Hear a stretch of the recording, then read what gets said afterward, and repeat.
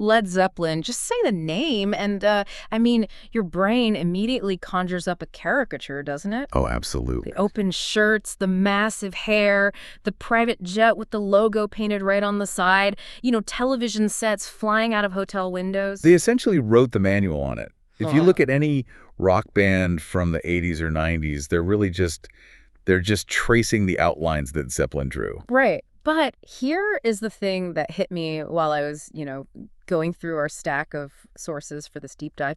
The caricature, it actually hides the real story It does. It obscures a lot of the actual work. because you don't get to be that big. And you certainly don't change the sonic architecture of modern music just by partying and smashing things. No, you definitely don't. And Nah. I think that's really the mission for our deep dive today. We need to look past that rock god mythology. Yeah. We have a pretty incredible stack of sources to go through today. Hmm. We're looking at historical tour archives, really granular technical breakdowns of their recording sessions, some heavy academic papers on their musical influences, and even recent reports on the band's, their current business stalemate. Yeah, and when you put all of that together, you realize Led Zeppelin wasn't just a wild band. They were a highly calculated, high-precision machine. A very precise machine, right up until the moment it suddenly wasn't. Right, until it hit a wall at 100 miles an hour. Exactly. So let's start with the blueprint. Because one of the biggest takeaways from the reading is that Led Zeppelin didn't just, they didn't stumble out of a garage like some lucky teenagers. No. They were, in a weird way, a kind of corporate raiders from the very start. That's a fantastic way to put it. To understand why they worked so fast and so effectively, you really have to look at Jimmy Page before the band even existed. In the mid-'60s, he wasn't a star. He was a session musician in London. And for anyone listening who doesn't know what that life is like, it's the exact opposite of the rock star lifestyle. It's a 9 to 5. It's a rigorous job. You show up at 9 a.m., you're handed a piece of sheet music you've never seen before, the red light goes on, and you have to play it perfectly on the first take. Then you pack up and move to the next studio. And the sources mention he was playing on literally everything. Everything. He played on early records for The Who, The Kinks, but he also played on what they called muzak.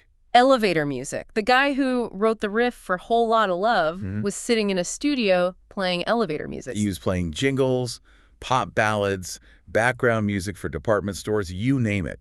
He learned how to be a complete chameleon. Wow. But more importantly than the playing, he learned how studios worked.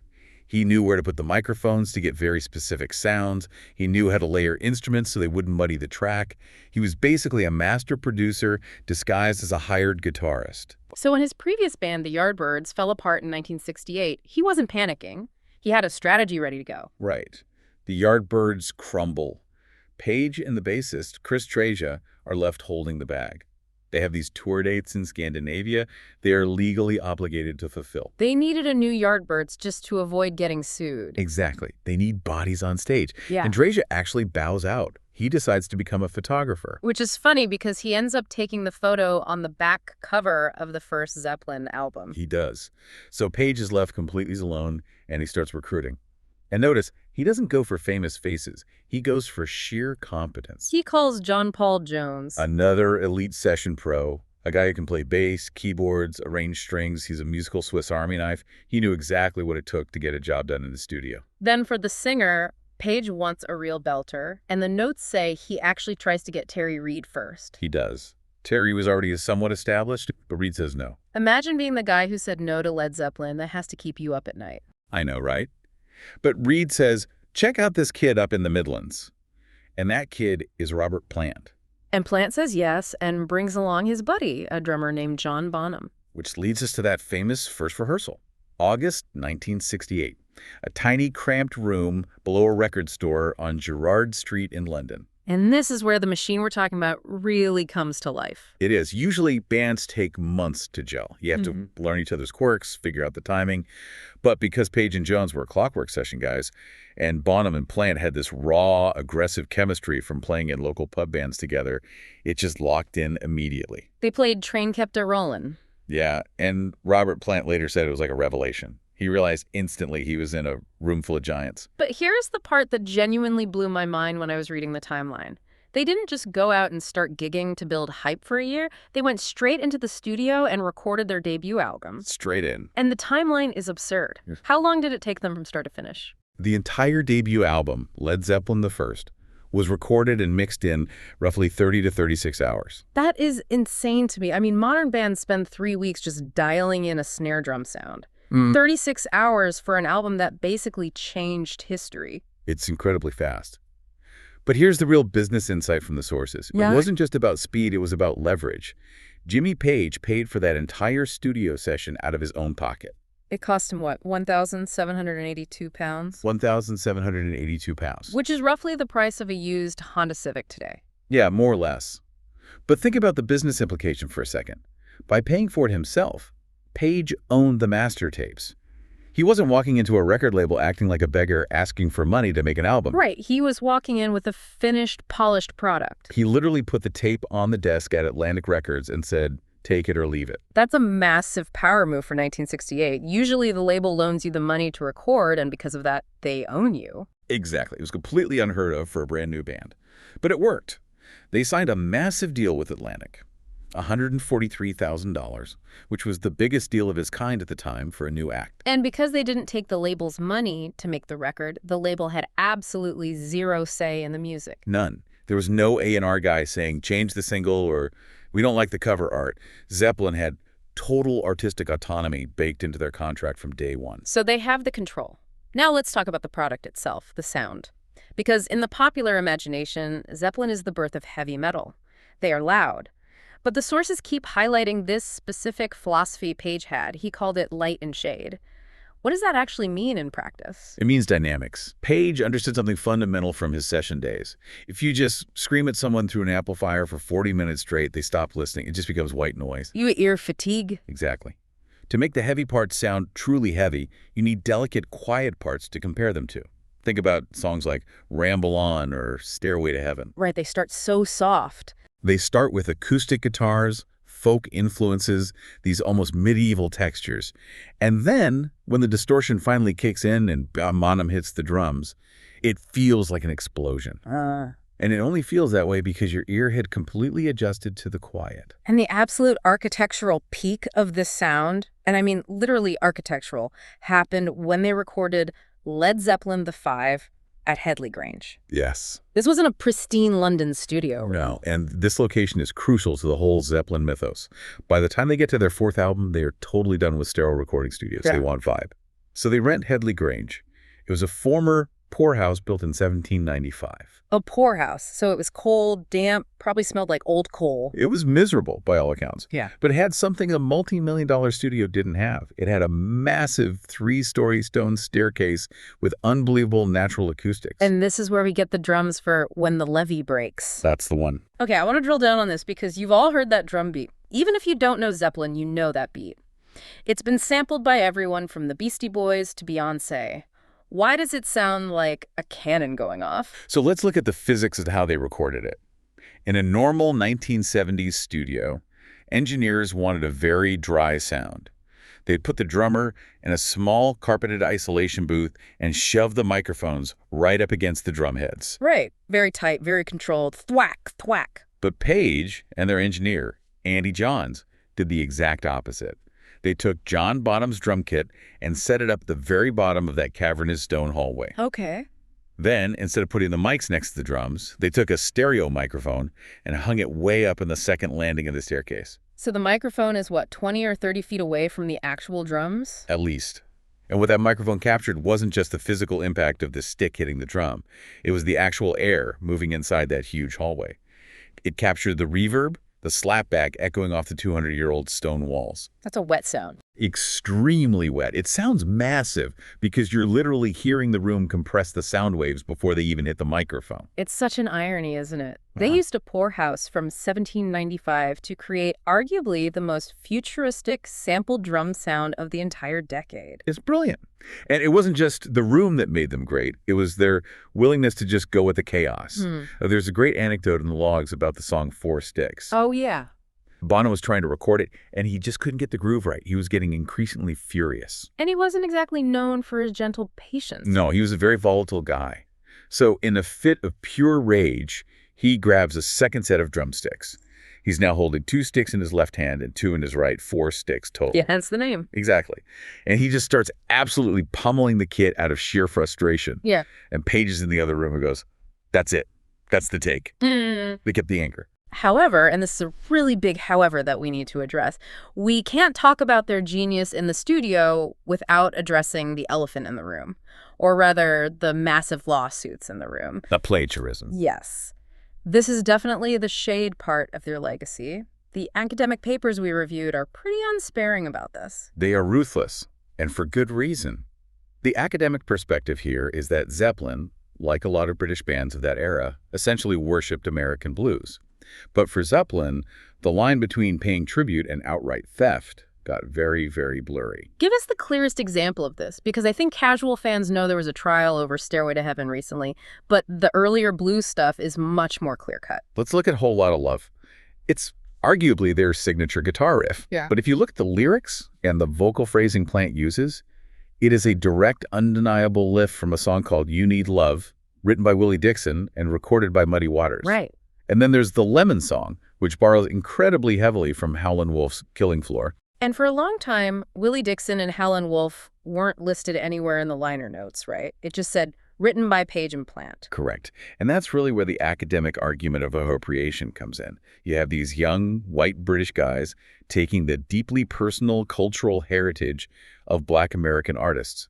They amplify it for a massive stadium audience, they make millions of dollars, and the original creators, who are often struggling financially in America, got absolutely nothing. How did Page and the band defend that at the time? Well, Page usually argued the artistic evolution side. He'd say that the guitar riff was new, the heavy metal arrangement was new, the psychedelic middle section was new, and musically he has a point. They did transform those folk and blues structures into something completely different. Lyrically. Lyrically, it was completely indefensible. They took whole verses verbatim. And the courts eventually agreed with that. They did. These weren't just fan theories. They resulted in major lawsuits and out-of-court settlements. If you pull up the credits for Whole Lotta Love on a streaming service today, you will see Willie Dixon's name right there next to Page and Plant. But it took years of legal fighting to get there. It did. It's a harsh reminder that while Zeppelin were undoubtedly musical geniuses, they were also ruthless in how they built their catalog. So we have the massive sound, we have the controversy. Now let's flash forward just a bit to 1973. At this point, they are undeniably the biggest band on the planet, and this is where the sheer scale of the operation starts to get hard to comprehend. This is what the sources call their imperial phase. In 1973, they played a show at Tampa Stadium. 56,800 people in attendance. Which broke the record previously set by the Beatles at Shea Stadium. Yes, that really feels like a symbolic changing of the guard. The Beatles were the ultimate pop phenomenon, but Zeppelin was the birth of the stadium rock behemoth. And to manage a tour of that size, they couldn't just ride around in a bus anymore, so they leased the Starship. The infamous plane. It was a Boeing 720 passenger jet. They had the name Led Zeppelin painted huge on the fuselage. They ripped out all the standard seats, put in a full bar, a master bedroom, a brass-trimmed electric organ. It was a flying palace. But the archives point out something really interesting. It wasn't just a toy for partying. The Starship was actually a logistical necessity. How so? It allowed them to base themselves in a major hub city, like Chicago or Los Angeles. They could wake up in Chicago, fly to a gig in Milwaukee or Detroit, play the show, and fly back to their own beds in Chicago that exact same night. So they completely avoided the daily grind of the road. No checking into a new hotel every day, no dealing with fans mobbing the lobby, no packing and unpacking. Right. It was highly efficient. But it also completely isolated them. They were existing in this bizarre, pressurized bubble of high altitude and pure adrenaline, and that's where the cracks really start to show. The sources describe this era of the band as a mix of adrenaline, chemicals, euphoria, and intense paranoia. Which brings us to the theft at the Drake Hotel. That is the pivotal moment for me in this era. They're staying in New York, 1973. They have $203,000 in cash, which was just their cut of the tour takings from the recent shows, sitting in a safe deposit box at the hotel. And it just vanishes. Gone. And $203,000 in 1973 is what, over $1 million today? Easily over $1 million. And the thief was never caught. The money was never recovered. That would shatter the illusion of invincibility pretty quickly. It created this suffocating atmosphere of suspicion within their inner circle. And physically, the lifestyle was taking a massive toll. Jimmy Page admitted years later that during this period he was totally and completely spaced out. Robert Plant compared the speed of the tour to the battles they wrote about in their lyrics. He said it had no brakes. They were moving so fast that they couldn't stop the machine even if they wanted to. Exactly. And then, tragically, the universe slammed on the brakes for them. We need to shift gears and talk about the end, because unlike other bands that slowly fade away or go on a farewell tour that lasts for 5 years, Led Zeppelin's end was incredibly abrupt. The momentum really breaks, starting in 1977. Right. They are back in America trying to keep this massive stadium machine rolling. And Robert Plant gets a phone call. His 5-year-old son, Carrack, had died suddenly of a stomach virus back in England. It's devastating. The tour was canceled instantly. Plant flew home, and according to the biographies in our stack, he seriously considered quitting music entirely. He wanted to become a teacher in the Rudolf Steiner education system. He just wanted to disappear into a normal life. He was completely done. So why didn't he? Jimmy Page. Page essentially talked him off the ledge. He convinced Plant to return by telling him that the band was literally nothing without him. It highlights how deeply codependent the four of them were. But that reunion was incredibly short-lived. It was. Which brings us to September 1980. They are rehearsing in England for a comeback tour in the U.S., and John Bonham goes on a drinking binge. The details in the coroner's report are just grim. They are. He was drinking vodka and eating ham rolls all day at rehearsals. The medical examiner estimated he consumed roughly 40 shots of vodka over the course of the day. 40 shots? That's not drinking. That's actively poisoning your own body. It is. He fell asleep at Jimmy Page's house that night, and he died of asphyxiation. He choked on his own vomit in his sleep. He was only 32 years old. And this is the moment where Led Zeppelin does something that I think defines their legacy almost as much as the music does. Think about their peers. The Who replaced Keith Moon. The Rolling Stones replaced Brian Jones. The industry demands that the show must go on. There's too much money at stake. Right. But Zeppelin didn't do that. They issued a simple press release. It was very short. It just said that due to the loss of our dear friend and the deep sense of undivided harmony, they could not continue as they were. And that was it. The band ended that day. Undivided harmony. Yeah. That's a powerful phrase for a rock band to use. It really is. It acknowledged that the chemistry we talked about, that spark in the tiny room on Girard Street, was a four-legged table. You take one of those legs away, and the table doesn't just wobble, it falls over entirely. They knew they couldn't just hire a studio drummer to replace John Bonham, because Bonham was the sound. So the machine stops. But not entirely. We have to talk about the afterlife. Because for the last 40 years, there's been this strange, lingering tension hanging over the band. A lot of false starts. They tried a reunion at Live Aid in 1985. Oh, I've seen the footage of that. It's rough. It was a complete disaster. Phil Collins sat in on drums, but they hadn't rehearsed properly. He didn't know the cues. The band was out of tune. The monitors were feeding back. Jimmy Page later called the whole thing an atrocity. I think that experience scarred them. It scared them off playing together for a very long time. It did. Until 2007, the Celebration Day concert at the O2 Arena in London. This is the one where they brought in Jason Bonham, John's son, to play drums. Yes. And the demand for this was unprecedented. Our sources note there were 20 million requests for tickets. 20 million requests for one single show. For one night. It holds the Guinness World Record for ticket demand. And by all accounts, they absolutely crushed it. They rehearsed for months. They sounded incredible. And Jason Bonham played his heart out, honoring his dad. So that leads to the obvious question that every promoter and fan has asked for the last 15 years. Why didn't they take that on tour? Yeah. They could have made literally hundreds of millions of dollars. And that brings us to the current standoff we see today. The business reports from recent years paint a picture of a Led Zeppelin machine that is completely frozen in ice. You have Jimmy Page, who views himself as the custodian of the legacy. He wants to do the big archival projects. He's hinted at hologram shows, interactive exhibitions, more remasters. He wants to keep the brand active. And on the other side, Robert Plant. Plant has made it abundantly clear he has absolutely no interest in being a jukebox for his 20-year-old self. He's looking forward. He's making successful bluegrass and folk records with Alison Krauss. He just isn't interested in nostalgia. And to complicate things further, John Paul Jones recently stepped down from the board of Superhype Tapes, which is their main business entity. Right, which means getting unanimous consent, which their corporate structure requires for any major release or project, is basically impossible right now. It's a total stalemate. Exactly.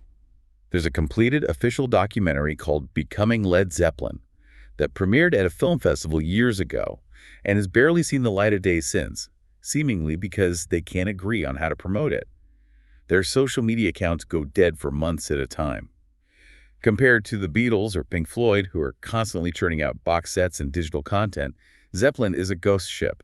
Usually in the music business, we look at that as a massive failure. People say, oh, they're leaving so much money on the table. But hearing you map out the whole timeline today, maybe this frozen state is actually the perfect ending for them. How do you mean? Think about it.